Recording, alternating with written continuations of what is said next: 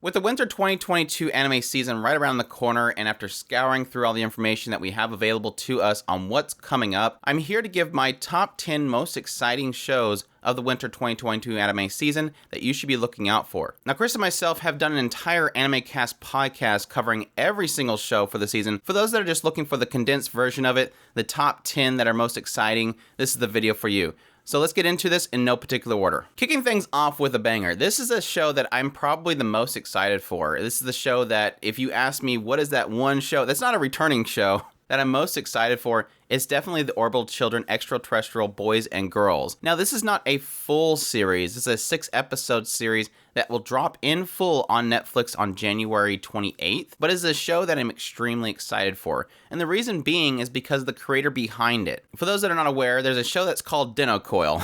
And I absolutely loved Denno Coil. And it was created by Mitsuo Iso. And that's the same director and creator that will be working on the Orbital Children. And it's hinted that this is supposed to be a sequel of Denno Coil, taking place several years after. The anime is set in 2045, where the internet and AI are commonplace even in space, and it centers on a group of children stranded in space after a large-scale accident occurs in a space station. By using narrowband social networking and a drone they can manipulate with smartphones and low-intelligent AI, they overcome many crises. And so far, visually looks really good. It's technically supposed to be a theatrical release in Japan. They're just kind of splicing it up into 6 episodes for a Netflix release. But it has me extremely excited for this. There's nothing here that doesn't have me just kind of clamoring for it already. Because what Denno Coil did, and I'm hoping this will do similarly, now granted it's a bunch of kids in space, so it's kind of going out there in time frame futuristic, but this creator always has a habit of putting the setting in a future setting, but keeping it grounded in reality. Nothing is too far of a stretch to believe would actually exist, several years into the future. With Denno Coil, a lot of the focus was on augmented reality and kids playing with glasses that have augmented reality, and that was an existence that I could actually see existing. And so I'm looking for the same flavor with this particular story. I'm kind of assuming it's probably going to be centered around the idea of kids that are kind of wrapped up in technology and social networking, kind of having to work together, being probably disconnected from the outside world, and having that new experience given to them. I think it's going to be fantastic. So I'm definitely looking forward to this. Cannot wait for it. The Orbital Children Extraterrestrial Boys and Girls, or Chikyogai Shonen Shoujo. For the next one that I have is My DressUp Darling, or Sonobiske Doll wo Koi wo Suru. This is one of 3 shows that Cloverworks is doing this season. That's the only concern that I have really for, I think I technically have 3 of my picks are Cloverworks titles. So I guess I'm setting myself up for failure there because that's a lot of shows to handle. I hope that Cloverworks has a lot of content done before the season begins. It does look like, based on the 3 shows they're covering, their PVs have a lot of content in them, so it does make me believe that they've had a lot of pre-scheduled stuff done for them. But there is whispers of some production people within Twitter talking about difficulties they're facing, so I hope they keep things together. Because again, all 3 titles are in my list, and they're all fantastic. But for My DressUp Darling, the synopsis is traumatized by childhood incident with his friends that took exception to his love of traditional dolls. Doll artisan hopeful Gojo Wakana passes his days as a loner, finding solace in a home ec classroom at his high school. To Wakana, people like beautiful Kitagawa Marin, a trendy girl who's always surrounded by a throng of friends, is practically an alien from another world. But when cheerful Marin, never known to be shy, spots Wakana sewing away one day after school, she barges in with an aim of roping her quiet classmate into a secret hobby, cosplay. Will Wakana's wounded heart be able to handle this invasion from the sexy alien? I hate this synopsis. I hated it when we read it on the podcast. I hate it here. Anyways, the PV looks fantastic. This show has kind of like a very thin line art style to it. It looks really good. Again, Cloverworks, they're doing a lot of incredible stuff lately, although they're doing a lot of mess ups because of their production issues, but I'm hoping they hold it together here. I hope they have the funding and everything they need for it to get it done properly, because it looks really cute. It reminds me of Smile Down the Runway, which was a series that I really liked. But the problem that I had with Smile Down the Runway was that a lot of the focus of that show moved away from the main heroine character that was introduced at the very beginning and just completely focused on this one guy. And I have a similar feeling here where you have the model and you have the actual person that does the outfits and everything, and they could probably do a really solid little blend between the 2 of them. But this one looks like it's more pushing towards romance and comedy, whereas I think that one was more for slice of life and the drama of the work itself. But either way, it looks incredible. I'm super looking forward to this one. My DressUp Darling, definitely my most anticipated of winter 2022. Moving on, we have Love of Kill. Now, when we were doing our podcast, I really wasn't sure if I was going to put this one on my top 5 list. And it wasn't until afterwards, and I started looking at the PV again, that I started realizing this has a lot of potential. Like, based on the PV that I really didn't get a chance to look at fully, my hype level is going up and up because it feels like this one's going to be possibly a really solid romance that I don't think we really just get much of. Like, I typically don't like anime romance because I don't feel they portray romance properly. Typically it's, melodramatic or something like that. Whereas I think this one's probably more dark, but definitely something that I'm very interested in. Beloved Kill follows 2 assassins that face off, the cool bounty hunter Chateau and the mysterious powerful Ring-ha. Chateau and Ring-ha become enemies after this fight, at least they should have, but for some reason, Ring-ha takes a liking to Chateau and begins following her around. Little by little, Chateau develops a cooperative partnership with Ring-ha, which gets her caught up in struggles against the organization hunting him down. Furthermore, the battles related to her past as well. 2 mismatched assassins weave together a twisted assassin ex-assassin thriller. The strange gears of fate begin to move. It definitely has a little bit of a feel of Romeo and Juliet in there, so I'm sure that will probably have some sort of inklings in there, but overall it sounds really fantastic. And like I said, just based off the PV, my expectations really did shoot up. Just the feel of it, it's very dark, it looks like, but it feels like there's possibly a really solid romance kind of mixed in there, just kind of happenstance stuff with relationships. Some positive and negatives for the group that's actually working on it. We have Platinum Vision that will be the studio for it, and unfortunately Platinum Vision hasn't really done much. We have most of their main productions as Dr. Ramone, Stop This Sound, and Devil's Line. Not like a huge repertoire of stuff, but hopefully this one has the budget and everything to really be that first hit for them. Now granted, I did like Dr. Ramone and I wanted to get back to Stop This Sound, but still. Thankfully also the director is Hideaki Oba, who has been around for a long time, but is really mainly focused on children's stuff, so I don't really know much of his works. I just know that he's been around, done a lot of stuff, so hopefully that translates here. Moving on, we have my super cub of the season. I think almost figuratively and literally in some sense, but yes, Akibis Sailor Uniform is my next one, or Akibi-chan no Serofuku. This one is going to be, again, the second of the Cloverworks titles. And the interesting thing is this one is when I originally seen this, I seen a PV for it, and I almost thought that it was an actual Sailor Uniform making company that was doing an advertisement for it, because literally the title for the video was Akibi-chan no Serofuku. So to find out that it's an actual show was quite interesting. And yes, interestingly enough, the creator of this actual manga that this is from did the art for Super Cub. Didn't write Super Cub, the light novel, but did the art for it. So you do have a little bit of a sense of a familiarity there. I kind of argue there's a possibility that we might not see like Super Cub full and full with this particular show, but we might have some inspiration there because the artist was working with the Super Cub writer. The synopsis for the series is Komichi Akibi lives out on the countryside with her family. She won entrance to a prestigious Ryobai Academy middle school for girls, and now she only wants 2 things: to wear the school's uniform and to make 100 friends. There seems to be like some kind of weird tradition in Japan with wanting to make 100 friends. It's always 100 friends. I don't know if that's a thing. We got Hitori Bochi, Komi-san. I mean, the list keeps going on. But at any rate, it looks really good. Like, the PV looks visually stunning. Again, my concern there is Cloverworks. Are you digging a hole for yourself? It looks really good. The character looks cute. I just want her to be happy, similar to Super Cub. I just want to see her smile. I have a feeling that this is probably going to be one of those stories that goes into the aspect of a country bumpkin going into a, inner city school or something like that, and having that culture shock, that issue where she thinks she's going to go there and make a lot of friends, whereas, her previous school where they're out in the sticks, everybody knows each other, but now, she's going to face difficulties there. So I'm curious to see how much drama you get in there. It's only listed as a slice of life for the genres, but I am interested to see that. Not that I want to see this poor girl upset having her dream shattered, but I'm assuming that's the direction it's going, but we'll see. I'm definitely looking forward to it.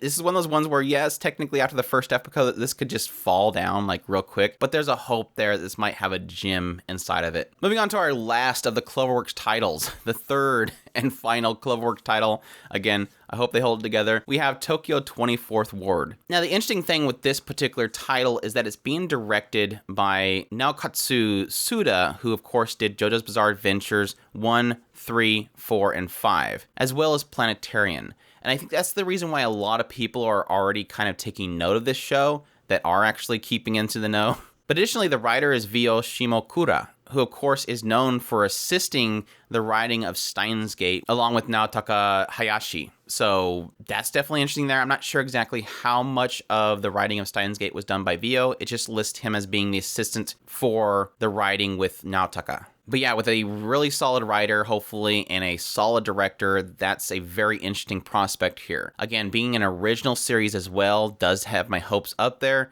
But again, we had this whole situation with Cloverworks in doing both Promised Neverland second season and Wonder Egg Priority, so I hope that them doing 3 shows, one being original, they don't flop it.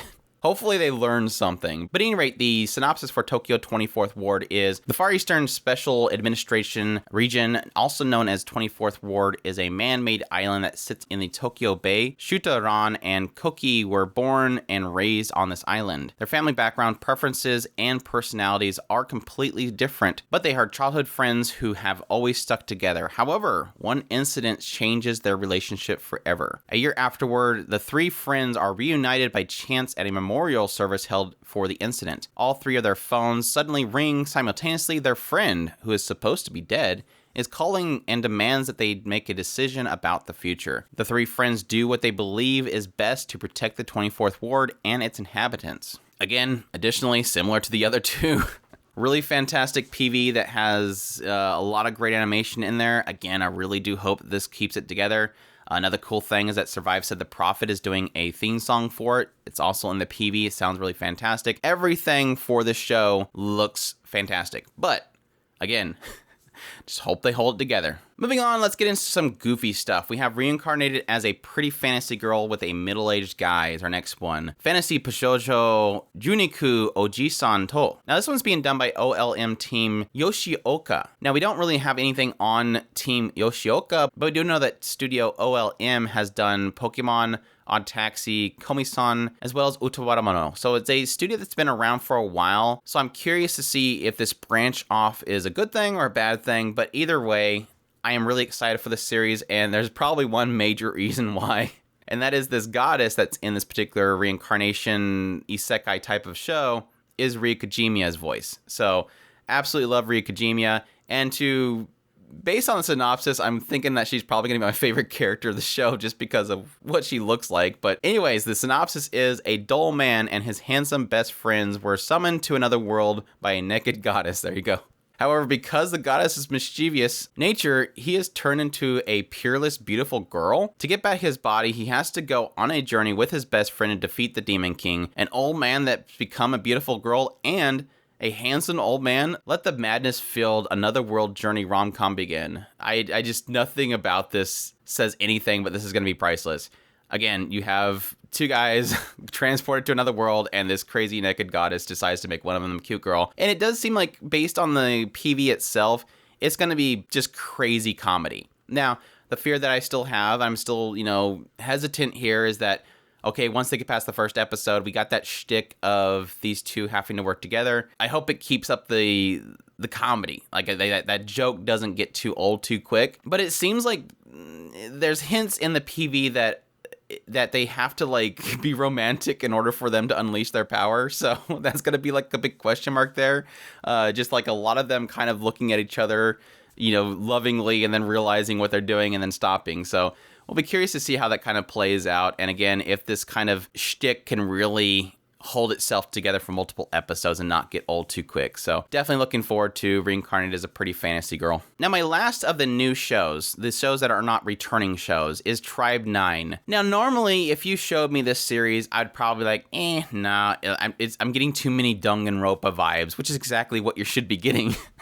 This is a series that is being done by, of course, the creator and the character designer that is Kazutaka Kodaka and Rui Komatsuzaki, which, of course, have done Danganronpa. And that would normally turn me away because I'm not a fan of the Danganronpa character designs. I actually don't really like them. I think that's really the reason why I've never really finished the Danganronpa series, even though I bought it twice, I think now.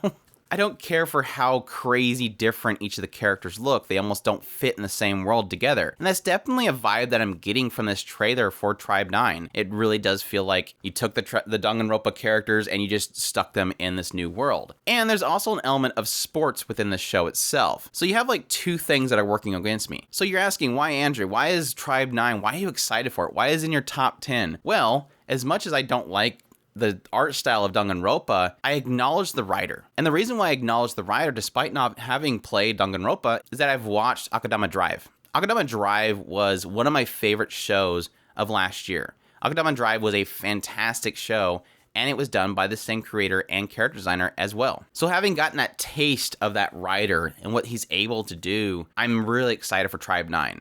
Despite it looking kind of weird, pseudo-sportsy, dark, with the Danganronpa bombastic art style. Granted, I got through Akudama Drive because they didn't get too crazy with the character designs, which they're doing that here, so we'll see with that. The synopsis is, Haru Shirogane is a weak-minded person who is constantly bullied while Taiga has traveled across the sea in hopes of becoming the strongest man in the world. One night, the two meet up with Shun Kamiya, the strongest XB or extreme baseball player and leader of the Minato tribe. When they meet, each of the tribes scattered throughout Neo-Tokyo are about to face a major threat. On the orders of the king of Neo-Tokyo, Hotenshin, the Chiyoda tribe, led by the mysterious Ojiro Otori, has started to take control of all the tribes in the country. Their evil clutches are about to reach Minato tribe. So like I said, it feels almost like you have this whole extreme baseball aspect, and there's these different tribes, or I would probably call them teams, and it almost feels like they're all like gangs. Like in this world, the gangs are basically these extreme baseball players. And so I'm assuming, based on the creator again, that it will probably not be like fluffy sports here.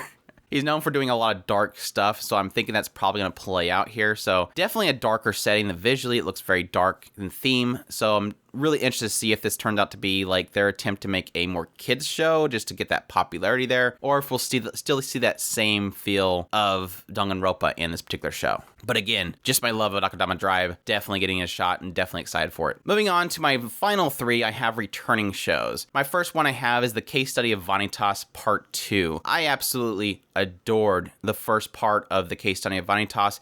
It's a fantastic series. I definitely recommend people checking it out. It's more kind of geared around this idea of this vampire of the blue moon, which is Vanitas, and how he was kind of rejected by the vampires. It kind of cuts forward, and you have this whole relationship between this regular human and this vampire as they kind of work together, using this book that vampire once used. And they're all trying to find vampires that are these cursed vampires that they have to give back their names so that they no longer run around in a rampage. And it really does feel like it has almost a buddy cop kind of feel to it, where you have these two that are constantly butting heads on how they handle situations, but they always work together in order to fulfill a goal. And just the chemistry is just matched by very few shows. It's absolutely fantastic. The characters are great, and I'm so looking forward to the next part. And additionally, yes, Ryu Kojima will be voicing what seems like the main antagonist character of the second part, and I cannot wait for more of this. It visually looks amazing. It's a fantastic show. Please go watch it. For my next one I have is Princess Connect Redive. I absolutely was shocked by the first season of Princess Connect Redive, mainly because it's based off a mobile game. It was done by Cygames. I was thinking, okay, this is a Cygames game. It's going to be a mobile game. Show me gotcha characters and let's get this over with. But what actually happened was they employed the director of Konosuba. And if you've never watched Konosuba, it is literally one of the greatest comedies of all time. A lot of people will claim it is the #1 comedy anime of all time. And when you watch Princess Connect Redive, you get that same feel, that bombastic, over-the-top, goofy nature that was kind of present in Konosuba is present in Princess Connect Redive. This director is phenomenal at what he does. The comedy is top-notch. I laughed so much watching the show. And on top of all of that, unlike Konosuba, where a lot of people argue didn't look good, despite it doing really good with over-the-top comedy moments, Cygames pumped so much money into the show that the animation points it was literally Cygames Pictures, which was the studio they created to animate their stuff, just showing off. And so I'm expecting the same flavor with the second season, that crazy over-the-top animation, crazy over-the-top comedy. It's just got a great cast of characters. It's so funny. definitely go check out the series. And for my last one, I have, no, it's not Attack on Titan. I know everybody's thinking it's going to be Attack on Titan. He's got one more. He's got to be Attack on Titan. I'm sorry. I'm looking forward to Attack on Titan ending, but I've already read the manga, so I'm not. That's really why I'm not excited. I've already read it. So, but I am excited for is TZ Master Takakisan. The 3rd season of the series is coming around the corner, and I'm super excited for this show. It essentially follows this girl named Takakisan, who teases a boy named Nishikata. And Nishikata always thinks the worst of it. Even though it's obvious she's teasing him because she likes him, he doesn't get the hint. He'll even go so far that every time that he gets tricked by her, he'll devote himself to actually doing push-ups when he goes home, so he's getting pretty buff. But it's just a great, cute, pure puppy love type show. It's so cute seeing the two of them interacting with each other. Basically her teasing him and him trying to, throw it back on her, but he always ends up failing in the end. They're just way cute together. There's so many cute moments with this particular show, and I've loved every minute of it. The first 2 seasons, it never lets up. There's never a point where I'm getting tired of it or anything. They're just a cute little couple, and I'm so looking forward to seeing more of them. And granted, there is also additionally a movie coming out this year. It's just the year of Takaki-san, and the writer himself is technically has both this and 2 other shows that are getting adapted this year. So there's just plenty of content coming from this writer that I think is really good at creating very cute characters and very wholesome moments. So yeah, TZ Master Takagi-san, definitely looking forward to this show for the winter 2022 season. And yes, that's it. Like I said before, technically I've already read Attack on Titan, the final. So part 2, I'm not thrilled to see, but I am granted excited to see it just because I do want to see how MAPPA will adapt it. We have seen plenty of moments in the past where the anime itself transcends the manga in its writing and how it's able to condense a lot of the dialogue that I feel the writer gets lost in. Additionally, for the shonen side of things, I am still excited for Rust Eater Bisco. I'm kind of expecting that Rust Eater Bisco could be the next big shonen epic, so I'm interested to see how that goes.